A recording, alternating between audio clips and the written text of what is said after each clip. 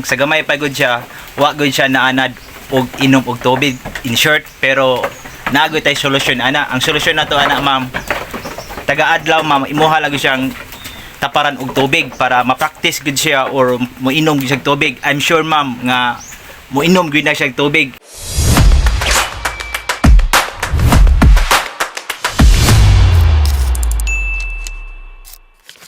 What's up mga kabakal, na nasa ta mga kabakal, isip usa ka slahonon nga mamuyag hayopan si Isla. For today's video mga kabakal, na tay usa ka solid followers mga kabakal, si Ma'am Christine Garcia. Mao ni siya ato na siyang hatagan og idea or hope nga makatabang ta niya mga kabakal. Ang iyang pangutana mga kabakal mao kini.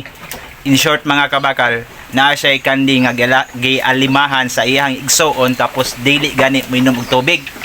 Ma'am or busing, sayo nang kayo ang solusyon nato ana. Ang solusyon nato ana ma'am or busing, taga-adlaw or ani lang mga kabakal, sa gamay pagod siya atong sugdon lang, sa gamay pagod siya, wa gud siya naanad og inom og tubig, in short. Pero naagay tay solusyon ana. Ang solusyon nato ana ma'am, taga-adlaw ma'am, imuha lang siyang taparan og tubig para ma-practice gud siya or moinom gud siya tubig. I'm sure ma'am nga moinom gud na siya tubig, inanang uhaw kayo siya nya init kay panahon.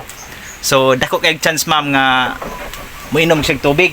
Kay sa tuwa mga kabakal or atuwa mga ma'am, atuwa gud siyang gianad og inom tubig para iwas dehydrate gud siya. So hope ko ma'am nga matabangan tika or natubag tika sa imong mga pangutana, isip usas mamiig hayopan dire sa isla.